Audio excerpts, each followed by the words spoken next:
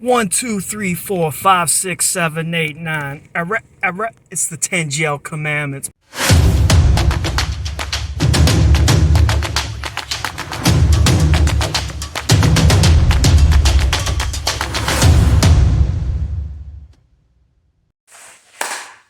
Welcome to another episode of Grow With Me, Sawyer P, where we grow together, not apart. And today we are going to talk about the 10 jail or prison commandments. And whenever I say commandments, I'm speaking on things you definitely should keep in mind and do to get through your term of incarceration smoothly and as safely as possible. If you want to come out the other side, come outside the gate or the wall in one piece and with some type of pride and mental stability intact. These are things that helped me through my term, things that I, was schooled to while I was in there, some of it I picked up on my own and learned along the way. Other things were, some were taught to me by some people that were older than me, more experienced than me, and took the time to kind of take me under the wing and show me some good stuff, teach me some good stuff, because there are good people in there. There are guys that they know how it is being new and being young and so forth whenever you're in the prison system, because it's a dangerous place. When you're young and naive, a lot of the guys that are more seasoned, been in there a while, a lot of predatory people like to go for the younger guys because they're a bit more vulnerable. Sometimes physically weaker, mentally weaker. You're more naive and green, and just easier to take advantage of in general. So I want to talk about 10 things of what to do or not to do. Things you should do or shouldn't do while you're in there. And I wrote these, I kind of typed these down on my little notepad, and I'm going to go through them one by one. I'll try not to spend too much time on each one so as to not make a super, super long video. Okay, so 1, be respectful. The first of the 10 commandments, thou shalt be respectful. In prison, respect is one thing that's going to carry you a long way. A lot of people say men respect men, and when you carry yourself like a man, even if you don't like someone, you can always keep your distance from them, but it's good to respect those individuals. There's people out here in the free world I don't like, but I try to give them respect, especially someone that's potentially dangerous. You don't have to like them, you don't have to associate with them, but give them that respect. It's the guys in the prison that are loose cannons and, they just fly off with anything out of their mouth. They get some in bad situations. There's an old saying, loose lips sink ships. And that is absolutely a fact. I've seen guys put themselves in horrible situations that was just totally avoidable. Sometimes it could be playing a game of basketball, playing a game of chess, playing cards, whatever. And people get competitive and cocky, and they might say, yeah, bitch, yeah, or, yeah, MF, or whatever, Pardon my friend, like I said, I probably shouldn't cuss in these videos. I'm trying to work on that, or keep that to a minimum, but, people, sometimes they'll talk about their mom or just very, stuff, and some people mean it jokingly. Sometimes out here, I hear guys call their friends bitch, or they'll tell each other to S each other's D. Those are two things in there. Calling someone the B word or inviting them to your private parts, tell them to S my D, or, calling someone outside of their name. Those are some of the most surefire ways to, if you want to fight, if you want physical altercation, that is one of the best ways to cause that. So, and just a real short, quick story. When I was in Oneida, I was there in 09. It was in a different unit than I was, but there was an older guy in I think he was probably in his later 40s. He might have been in his early 50s, but he had done a lot of time. And him and a younger guy, I think in his later 20s, were playing. It was either, I think they were pretty sure, if I remember correctly, they were playing chess. And, they started arguing. Like I said, it gets competitive. If someone makes a move and they steal a piece, they'll be like, yeah, I just took your queen, I just took your bitch, like they call the queen the B word. Or, it gets real cocky and kind of arrogant, you know what I mean? Sometimes. And it got pretty out of hand. There was a lot of exchange going back and forth, and the old timer, a lot of those old heads, they have zero patience for disrespect. He had a piece made up, and if I remember correctly, I believe he had taken like a broomstick and broken it, and basically had made like a wooden stake out of it, that was sharp, and he hit this dude. Pow! I could be incorrect about that. It might have just been something metal he had sharpened up, but he hit the dude a couple times in the chest and killed him. And I actually looked him up, and if I remember correctly, he only got 12 more years out of that. He only got 12 more years out of that murder, and it all stemmed from the younger guy running his mouth, getting slick at the table. I don't know the specific words he said, but I know the man was killed. He lost his life over being disrespectful, and this happens all the time, especially younger guys. You got all that testosterone flowing through your system when you're young, and it can put you in a bad situation. So be respectful. Treat people how you want to be treated. Carry yourself like a man with dignity, but at the same time, show respect to your fellow man in there. Number 2, thou shalt not snitch. This is, if you know anything about jail or, committing crime, anything of that nature, that snitching, telling, going to the police or the correctional officers about anything, it's just a given. Even if you're in a situation that could potentially become violent, say you're being extorted, say someone's picking on you, a bigger guy's picking on you and threatening to hurt you, or say there's drugs or weapons in the dorm, and it makes you nervous that there's weapons around you. There are guys that'll drop notes to the COs, kind of anonymously. They'll put it in the mailbox to where the COs, or it goes up to like the depot security, or to the superintendent, which is another word for the warden. In New York, they call them superintendents instead of a warden. Go to them reporting this stuff anonymously, so they won't be able to snitch. But being able to snitch it's right there, very similar level as a child molester in terms of how it's viewed by people. You are the lowest of the low. If it becomes widely known that you're a rat or a snitch, you're going to have lots of problems. You're going to be hurt, extorted, disrespected. It's very likely you're going to have to go to protective custody. It's one of the worst looks that you can have when you're doing time, period. Like I said, it's right up there alongside of being a child molester or a sex offender. It's just a terrible look, and I think that's a given, for good reason. Mind your own business. If you see something going on, pretend you didn't see it. Keep it moving, It's none of your business if it doesn't involve you. And if someone's trying to hurt you, stick up for yourself, Or, find a way to resolve that, other than getting the police involved. Number 3, mind your own business. This is one of the biggest things that gets people in situations. So many times, you'll see two people having a conversation, and another guy will be over here, have nothing to do with that conversation, and put their 2 cents in.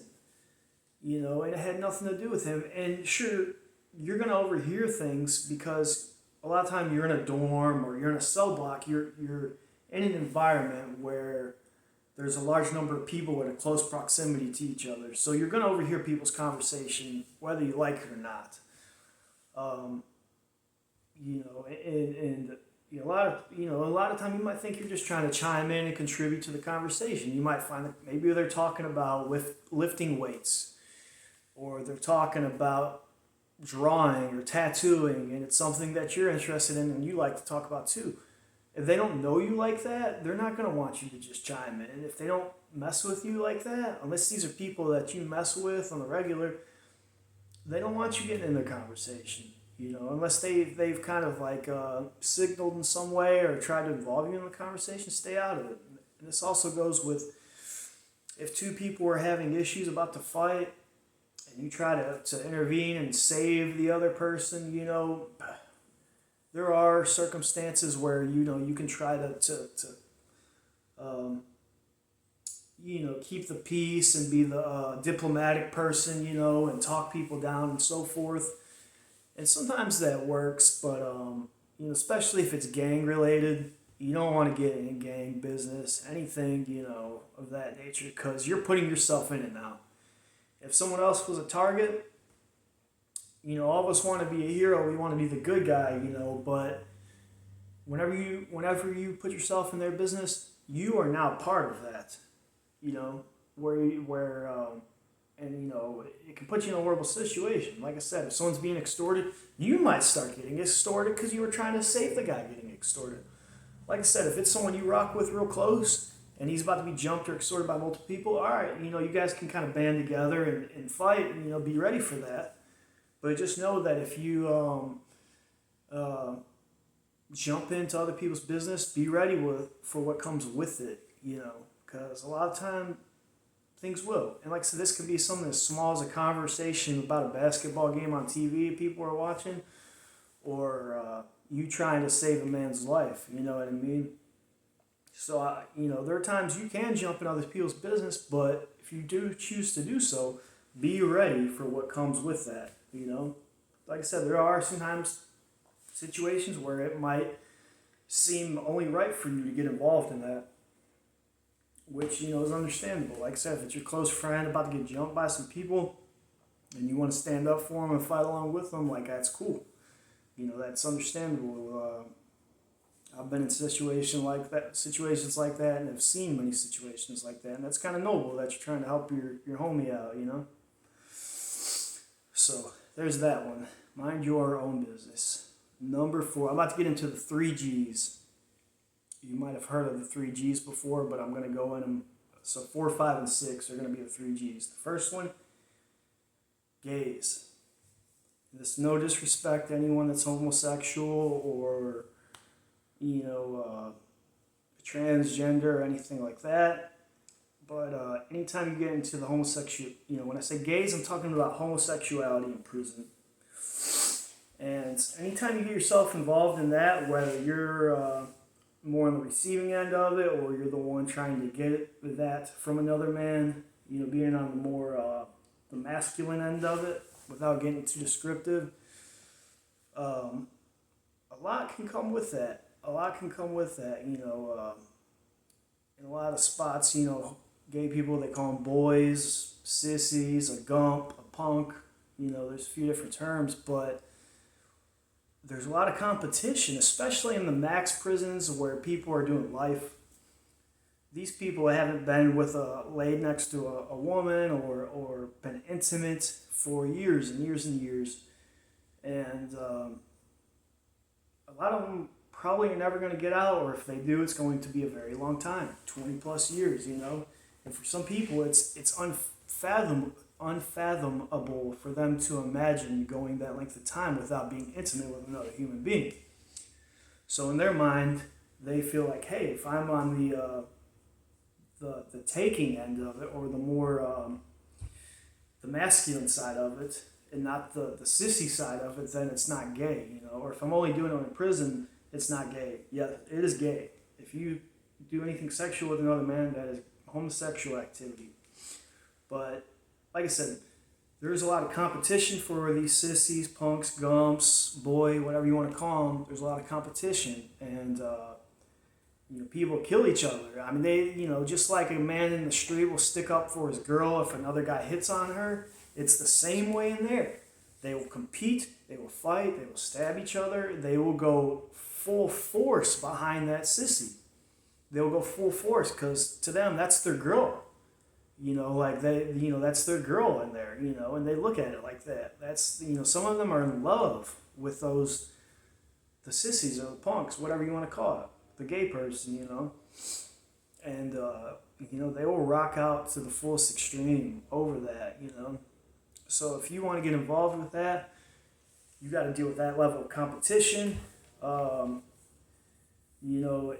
If you are on the more feminine side of it, the more the sissy or punk side of it, you're going to have to deal with a lot of people going to be trying to take it from you. A lot of it's consensual, but there are aggressive ones that would, that might try to take it from you. A lot of people might not respect you, or, even if you are gay out in the streets, you might want to suppress that while you're in there because you're going to deal with a lot. Like I said, especially more in the max prisons where guys are doing serious times. It happens in the mediums too, but more so in the maxes, Just, be ready for what comes with it if you choose to be openly gay in there and flamboyant, So they don't recommend it, that's the first G right there. So the second G of the three G's, gambling. In prison, they'll turn anything into gambling. There's poker, there's parlay tickets, there's, where they choose slots, they make they make a sheet, and, there's picking slot, I forget what the name of it, parlay tickets, there's over-unders for sports betting. People will bet who can do more pull-ups, who can do more push-ups. I mean, anything. They'll bet on a basketball game going on in the gym. Which team's going to win? They'll turn anything into a bet. They'll make dice. There's ways you can kind of make dice out of like toilet paper and toothpaste and put the numbers on the dice with like a pen or something, Or sometimes people can come across, occasionally, they're supposed to take dice out of like games, like say Monopoly and stuff like that. They're supposed to take them out of those, or I don't. If I remember correctly, we're not supposed to have dice in there because too many people shooting dice, gambling, And with gambling, so what is gambling? Let's talk about that for a second. Gambling is you're betting that in somehow, some way, one thing is going to beat something else. And in order to win, you are taking another person's money. You're winning off of someone else's loss. So someone's losing for you to gain, or you're losing for them to gain.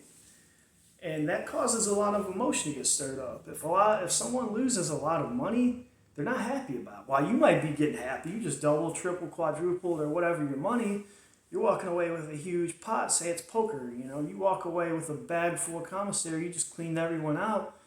A lot of people ain't happy about that, Sometimes people will come get their stuff back, especially if they feel like you cheated or something.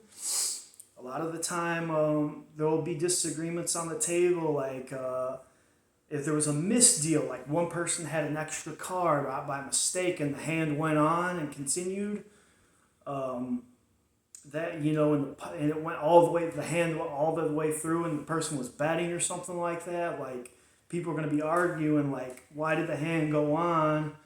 You know what I mean? Like, that hand should have been, like, deaded right off, from there. Or a lot of times little disagreements or arguments will come up. They'll think someone cheated or there was some kind of error made,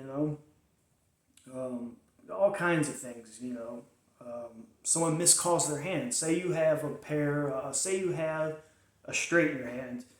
3, 4, 5, 6. When, after the end of all the flop turn river, when you're playing poker, say you call straight, but you actually had a flush. A flush is better than a straight, but you called a straight. But you could have won the hand, and the person that beat you had a better straight. Let's say they had a better straight. Your flush would have beat their straight. So you should have won that pot. But because you called your hand wrong, what you call is your hand, your final hand. That what you call is what it is. Even if you do have something better, you could have four of a kind. If you miscall your hand, you lose. So, and people get upset over stuff like that. Be like, man, I had the flush. What the heck? Blah, blah, blah. You know, fights break out over stuff like that. Like, no, man, I had the flush. No, no, no. You know, all kinds of little scenarios pop up that turn into disagreements, arguments, and a fight will erupt. You know, all kinds of things happen. You know, and there's a lot of, like I said, you're in prison. You're around crooks. You're around cheaters, liars, stealers. Not to say everyone in there is terrible. Don't take me wrong, but you're around people that have done bad things and that. A lot of them are continuing that lifestyle and have zero intention of ever changing how they've been living. So expect that there's going to be some foul play and some dirty, grimy stuff going on, you know. So if you gamble, it's at your own risk. Know that a lot of drama comes behind that. Like I said, if someone loses, they're not going to be happy about that. You know, so now, you know, you hear stories, so now someone might pull the knife out and rob the guy that's running the kitty in a poker game. The kitty is where they keep all the money, all the commissary, the stamps, whatever that's being used to buy into the game. You know, someone might try robbing the guy that's running the kitty. You know, taking all of it, and then the kitty guy, he's responsible for paying everyone back that had put money in the kitty. You know, I mean, he's in a horrible spot because he just got stuck up at knife point by someone, but also he lost everyone's stuff that he was responsible for, you know. I mean, there's just a lot of things that can happen. So many things. And it's very, you know, you can do it. It's fun. I'll be honest. Playing poker is fun, but it's a good way to pass the time quickly and kind of in an entertaining way. But it's also, you can lose everything you have. I didn't mention that. You can lose everything. You can, you know, your family could take good care of you. Send you $100 a week, which is a lot of money in there. And I've seen guys blow through that and lose it all because they don't know how to gamble. They don't know how to play cards or whatever. They don't know how to gamble correctly or in a smart way. And before you know, your stomach's touching your back. You're so hungry, you know. So there's a lot that comes with that. So if you choose to get involved in that, be ready for, at some point in time, there's going to be drama.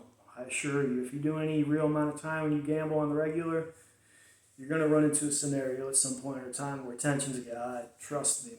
It's very emotional, especially when people are losing. They don't like losing and their emotions get high. So that's the second G. I said the first G was gays. Second one's gambling. Third one is gangs. So gangs, that's the third G. And we all know prison is a place that is full of different sets, gangs, cars, you know, like in the feds they call them cars. I believe in Cali they call them cars too, if I remember right, like the white car, the Pisces, you know, there's the New York car, there's the dirty South car, and so on and so forth, Midwest car, and so on. But there's also gangs, you know, Bloods, Crips, Trinitarios, you know, there's so many of them. You know, you can go through so many, you know. But anytime you join a gang, you have to follow the rules of that gang. You're going to be accountable. A lot of time you're going to be given orders. If you're not high up, you know, those guys that are high up in the gang, they earn their way up the rank by putting in work of some kind. You know, it could have been carrying weapons or drugs. It could have been beating someone up. It could have been stabbing someone, cutting someone across the face. You know, usually it's violence is what gets people more rank. You know, sometimes you might have to put in work on a corrections officer. You know, go tee off and punch a correction officer in the face or cut him or stab him. Those guys usually get a lot of rank because that's, you know, you're usually going to catch a new case over that, you know. And like I said, you know, you kind of lose power to make your own decisions, you know, when you're in a gang. While you do have people backing you and in a way you have protection, people that are going to ride with you if you get in a bad situation, it's an easy way to add more time to the time you're already serving because, you know, at some point in time you're going to have to put in work most likely, and like I said, that's usually violence, beating someone up, cutting, stabbing, and, you know, there's so many people in there watching. There are snitches in there, and there's also a lot of COs. There's cameras in a lot of these facilities. Someone's going to see it. They're going to tell on you. You know, you're likely going to get caught. You know, so also, once administration finds out that you are in a gang, you become what's called an STG, or a security threat group.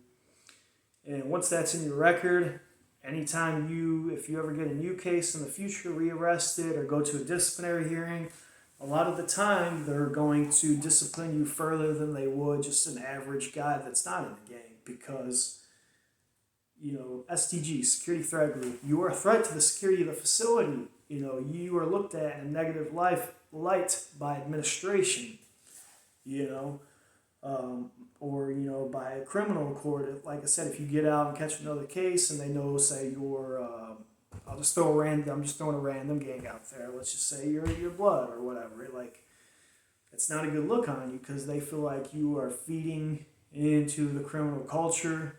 You know, that you're a career criminal. It's not a good look. So, while it comes with benefits, you know, a lot of the time those guys, you know, if you want to call it a benefit of, you know, there's opportunities to make money through extortion, robbing, selling drugs. You'll get put on the drug game, you know, protection. You'll have people that will have your back if you get in a situation. It also comes with those, the part of being told what to do, have to put in work even if you don't want to, which can screw your whole time up, as well as being labeled a security threat group. So, you know, I was always neutral. If you choose to go down the gang path, be prepared for what comes with it. You guys, if you'll notice, like I said, if you choose, I've said be prepared for what comes with it numerous times in this video, because people are going to do what they want to do. So if you do, just know, hey, there's going to be stuff that comes with the decisions you make. So just keep that in mind. So those were the 3 G's. The next one, this is commandment number 8. Thou shalt stay out of debt, or pay the debt promptly if you owe money. Debt is one, you know, anytime you see violence or something bad happen to someone in prison, 99.5% of the time, I would say, there's a reason for it. There's a reason for it. You might have disrespected someone. You might have told on someone. You know, you might have, you owe a debt. In this case, owing a debt. One of the biggest reasons people get hurt in there is because they're accredited something. A lot of the time it's drugs, or there's guys in there that run a store.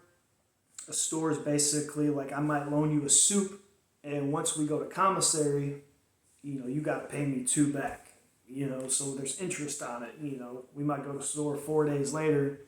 It's called a 2-for-1. You know, I give you a soup, and since I loaned it to you, you're giving me a soup back for interest, you know. And a lot of those guys, sometimes they don't pay that debt, or they'll get credited drugs. They'll tell the guy that's selling, you know, say, I talked about in the previous video, K2 or Suboxone. They might credit you a little bit. You know, the person selling the dope might see that you get money in regularly. Well, he might give you a length of time of when he expects the money. I expect it by this day, you know, and if you don't have it, it's a good way for them to carry out action on you, you know, because if he doesn't carry out action on you and people find out that you got over on him, everyone's going to think they can get over on him. So he has to do something, you know, if you don't want to look like a punk or weak, you know, so, excuse me. It's best to try to stay out of debt where you can. Even if you're so hungry, you know, try to earn a soup. You know, tell someone you'll sweep them out their cell. You'll draw something for someone. Find a hustle, you know, if you can, or ration your food out. If you get $50 every 2 weeks, only eat a certain amount of commissary per day so that you don't have to go and borrow. Don't do drugs, because, like I said, a lot of the time, these guys are more than happy to give you credit. They'll happily credit in front of you dope, and they'll get you up to your above your eyeballs in debt, and no problem, you know, and they're going to want their money whether you can get it or not. They're going to get it from you, whether it's through blood, you know, whether they have to take it another way, through the back door, if you know what I'm saying, or they're gonna get it one way or another. Like I said, they might not get the money, but they're gonna get something from you that you're not gonna like. So stay out of debt. The best thing to do is go without, even if it's hard, even if you're hungry. Say even if you want to get high, and you're craving it, it's best to stay out of it. Or if you do get credit, make sure you know for a fact, not like, oh, my family might be sending money in 2 days. No, the money, it's in your account, you're just waiting to go to store. You got the money. Don't ever get credit unless you are 110% sure you can pay it back. Because like I said, it is going to come with something bad if you don't pay it back. So that was commandment number 8. Commandment number 9, thou shalt not. Thou shalt. Don't open the door of communication to everyone, or keep a small circle. This is something I was bad at when I first went into prison. Don't be naive. You're in an environment full of, there's bad people in there. I mean, let's just be honest. There's a lot of violent people, there's sex offenders, there's con artists, there's all kinds of people that have done terrible things in there. Like I said, there are good people in there that just made mistakes, but, there's a lot of terrible people, and it's best to keep a small circle. Not everyone in there is your friend. If someone comes up to you wanting, someone that you don't normally rock with or mess with, and say you just went to commissary the day before and you got a ton of food, and someone you've never ever messed with, comes up to you and starts talking to you, hey man, where you from? Blah, blah, blah, blah, blah. He wants something from you. The first question you should ask yourself is, someone new approaches you, trying to initiate conversation and be friendly, you should be asking yourself, what does he want? Like, you don't necessarily have to say it out loud, but it's good to think that in your brain. Because 9.9 times out of 10, if someone new is approaching you to talk to you and they're being friendly, and it's someone that you've seen in that facility for a long time, and they never talked to you before, but now they do because they see you got a bunch of stuff, he wants something, So, and like I said, there's booty bandits, guys that try to take sex from other men. They'll try to butter you up and, what's the word? Grooming's the word. They'll try to groom you or groom a person into, they'll give you food, they'll give you tobacco, they'll give you clothes. They'll treat you like you're a girl they're taking on a date. They'll be nice to you, all kinds of stuff. They'll look out for you. If someone's messing with you, they'll go talk to the dude or press the dude and make him leave you alone. Like I said, if this is someone that's you don't normally have something in common with, if you're a white kid from the suburbs and this is some big thug that's got teardrops under his eyes and huge, and you live a totally different lifestyle than this dude, like I said, you might have some small talk with this guy, but if he's coming out of nowhere, you got to always ask that internal question, what does he want? What does he want? Because he wants something. He wants something, if you have nothing in common with this dude, generally, you would think, then there's something he's interested in. Your cheeks, your food, something of that nature. If you're good at providing some kind of service, you're good at tattooing or drawing, he might be coming to press you to do a tattoo for him for free. Who knows, So be careful who you open the door to. Not everyone's your buddy, even if they act like they're friendly and they're your buddy. Not everyone's your friend, and if they out of nowhere are trying to be your friend, there's a reason why. So always ask yourself that question, what do they want? Why are you coming to talk to me? So that was commandment number 9. Commandment number 10, always, this is huge, all of these are important, this one's huge though, always stand up for yourself. Don't unnecessarily provoke others. Be willing to fight if necessary. So, they a lot of times they say a good man is a man that, or a good trait in a man is a man that has the capacity to be very violent, but chooses to be humble and go the other way. That's a good way to carry yourself as a man. Be humble, be respectful, treat each other how you want to be treated. However, there are going to times where someone might pick on you, someone might disrespect you, someone might put their hands on you. And, I'm usually a pretty laid back dude. I don't go out looking for trouble. I try to be friendly and respectful to people, especially if I mess with you. Or at least, even if I don't like that person, I'll at least treat them with respect. I try to give everyone the benefit of the doubt and give them respect.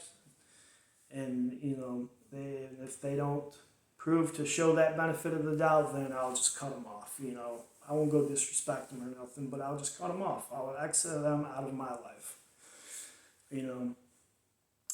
But there will come situations in jail, especially if you do a long time, especially in the beginning, especially if you're young, especially if you have a young face or whatever, and if you're white.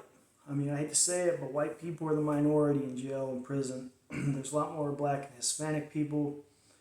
I looked like a kid when I was in there. I had a baby face, so I kind of had to deal with, I had my share of fights, and initially I would try to always talk my way out of it or be diplomatic. I'll be honest, when I first went to jail, there was times I was scared, and my first time or two, I did punk down a couple. I'll be honest. I'll be straight up about it. I was scared. I didn't know how to do time. No one taught me the rules in there. I didn't know anything. And I did punk down, But I learned, fairly quickly that you have to always be willing, you have to be willing to stand up for yourself, just period, There are times where that doesn't mean you should always be ready to fight at the drop of a hat. Sometimes situations can be resolved peacefully, and a resolution can be came to. A lot of times there's miscommunications or misunderstandings, and it can be resolved in a peaceful manner just by some good communication. An example. Let's say someone cut your hair, and he expected, you thought that you agreed to give him 4 stamps for the haircut. But you give him the 4 stamps, and he's like, it was supposed to be 5 stamps. But you're like, dude, we said 4, and a big argument erupts, blah, blah, blah. You could fight him over that one extra stupid stamp, and, because you felt like he's getting over on you, and to make an example, like, you're not going to get over on me. Or you know what you could do? You could give him that extra stamp and just not fool with the man ever again. Be like, you know what? It's a 50-cent stamp. Boom. Here you go. Here's your stamp. Let's be done with this. And I'm not fooling with you ever again. So there are times you can be diplomatic, you can be peaceful, you can resolve things and walk away. But if someone is trying you, someone's trying to extort you, someone's trying to take advantage of you in a sexual way or whatever, disrespecting you openly in front of a bunch of men, in front of the whole unit. There's times that, you got to get busy. Win, lose, or draw, people are going to respect you more that you stood up for yourself. And if you stand up for yourself, more people, if you're a good guy, more people are going to be willing to have your back and ride with you, especially if you weren't in the wrong. If they know you're good people, and that person was just being a scumbag, you're more likely to have people ride with you and look out for you and come to your aid at times, So it's critical, man. Sometimes you gotta knuckle up. You might not be the best fighter, best wrestler, but you gotta do what you gotta do. That's the nature of the beast of being in jail and prison. You're around a lot of violent men full of testosterone, so be ready for it, And that's pretty much anywhere where a lot of men gather. Bars, in the military, you hear a lot of them guys fighting each other all the time. They're all in each other's face all the time, around each other. They get tired of each other, So be ready for that, But but if you follow these 10 commandments, you can avoid so much of that. So much of that. So I kind of say all this is like a jail survival kit. So much of that stuff can be avoided if you follow these 10 commandments. There's also other things. I sit here talk for 2 hours about other things. You know, I can't cover everything in a video, but those are 10 good ones to give you a good starting point. So if you ever have to go, you know, or if you have a loved one in there, you can maybe share this with them, you know. But I hope you guys enjoyed this video. I know this was long. We're at 40 minutes. If you enjoyed this, like it, subscribe, follow me, hit the notification bell. I love and appreciate all y'all. And thank you for tuning in with me. And I hope you guys have a wonderful night. Bye. Have a good one.